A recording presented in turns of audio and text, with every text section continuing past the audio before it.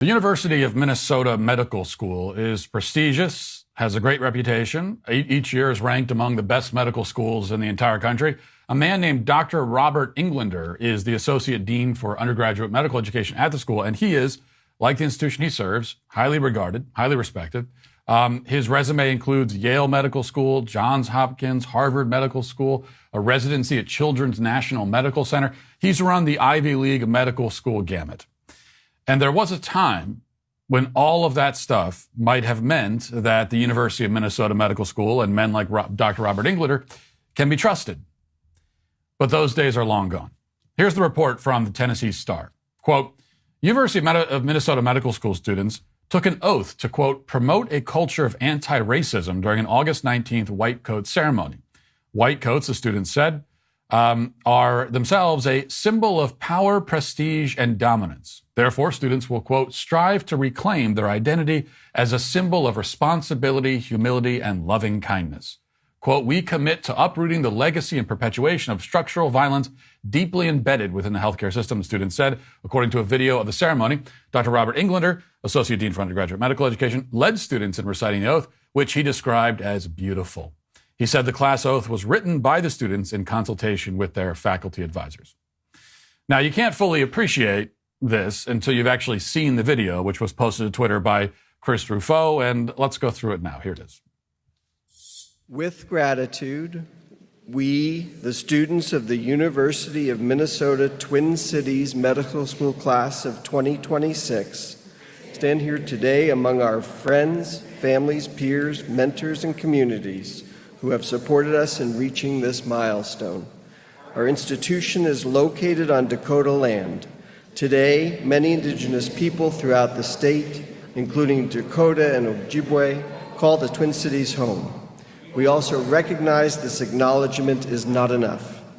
We commit to uprooting the legacy and perpetuation of structural violence deeply embedded within the healthcare system. We recognize inequities built by past and present traumas rooted in white supremacy, colonialism, the gender binary, ableism, and all forms of oppression. Well, you're right. This acknowledgement is not enough. Your apology is not complete. I will not believe that the repentance is sincere until Dr. Robert Englander demonstrates it through self-immolation. And I mean literal self-immolation, like setting himself on fire, rather than simply immolating his credibility as a medical professional and his dignity as a man. I mean, that much he has done, but I gotta see the full thing. You gotta go all the way. So, as we heard there, it begins with the classic land acknowledgement, where members of modern Western civilization apologize for being members of modern Western civilization. Granted, all people everywhere on Earth are living on land that was once occupied and owned by other people. All inhabited regions of the globe, without exception, have been fought over and bled over and for. No other culture, though, apologizes for this fact, just as Native Americans never apologize for their own history of conquest and bloodshed. This is a confrontation that they are never required to have with their own past. Only modern Westerners are stupid enough for this kind of thing. But the greater concern is that this doctor and these medical students are in creepy unison declaring the gender binary oppressive. Now, it's theoretically possible that somebody could be a competent medical professional even while suffering from a terminal case of performative white guilt. And that's all the land acknowledgement stuff signifies. But it is impossible that somebody could be a competent medical professional or even a semi-competent one while harboring the delusion that biology is some sort of oppressive patriarchal construct and conspiracy. All of their medical work must happen within the context of biological realities. If they don't understand those realities or have pledged to pretend they don't understand them, then they can't be trusted. I mean, I wouldn't even take Tylenol if these lunatics recommended it, because they are fatally compromised. Does it make sense that the same company who controls half of online retail also passively eavesdrops on your private conversations at home, or that a single company controls 90% of internet searches, runs your email service, and gets to track everything you do on your smartphone? Well, big tech is more powerful than most countries are, and they profit by exploiting your personal data. It's time to put a layer of protection between your online activity and big tech, and that's why I use ExpressVPN. Think about how much of your life is on the internet. Sadly, every site you visit, video you watch, message you send gets tracked and data mined. But when you run ExpressVPN on your device, the software hides your IP address, something big tech can use to personally identify you. So ExpressVPN makes your activity harder to trace and harder to sell to advertisers, gives you more privacy and control over your information. ExpressVPN also encrypts 100% of your internet data, keep you safe from hackers and eavesdroppers on your network. And ExpressVPN does all of this without slowing your connection. That's why it's rated the #1 VPN service by TechRadar, The Verge, and countless others. So stop handing over your personal data to the big tech monopoly who mines your activity and sells your information. Protect yourself with the VPN I trust and use to keep me safe online. Visit expressvpn.com/MattWalshShow to get 3 extra months free. expressvpn.com/MattWalshShow. expressvpn.com/MattWalshShow. And we're not done yet. Let's continue. As we enter this profession with opportunity for growth, we commit to promoting a culture of anti-racism, listening and amplifying voices for positive change. We pledge to honor all Indigenous ways of healing that have been historically marginalized by Western medicine. I'm sorry, what? Honor all Indigenous ways of healing? All of them? All? Are you sure? All? I mean, most Indigenous ways of healing are based in paganism and animism. You know, the belief that all things, including rocks and rivers and plants and all that, have souls and are in a sense, supernatural.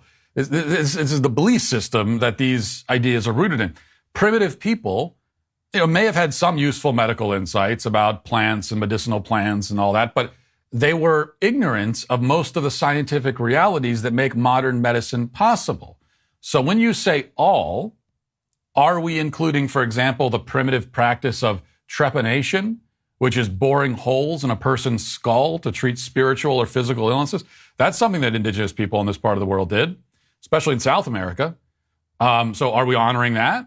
What about bloodletting or topical ointments made out of animal droppings and dead lizards?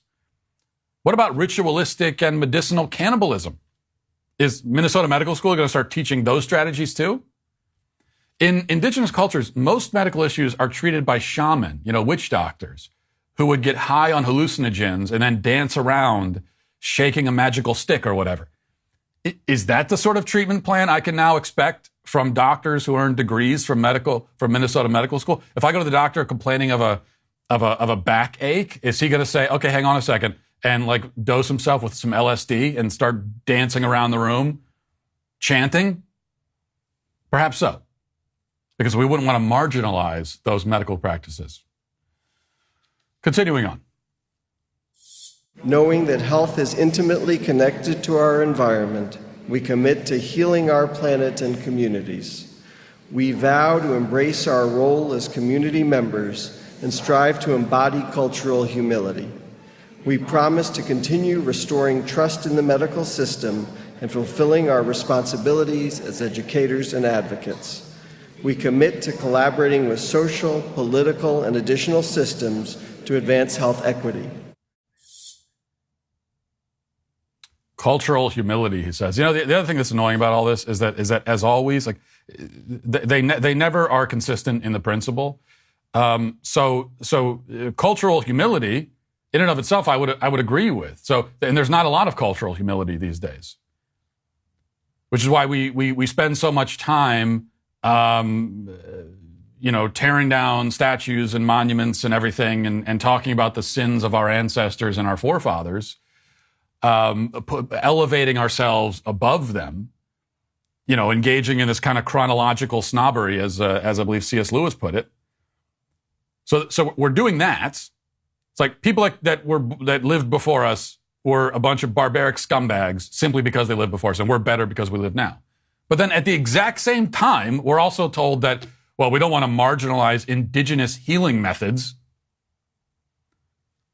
So on one hand, there is no cultural humility. And then on the other hand, there's also at the exact same time, this like degrading, debasing of yourself where you're elevating these primitive concepts above you. But all this is racially based, of course. That's how we explain the patterns. Anyway, this is a relief because they did also say there in that last clip that they're restoring trust in the medical system. They're restoring trust by making me think that I'm probably better off simply dying of any serious disease I contract rather than consulting with one of these lunatics. That's how they restore trust.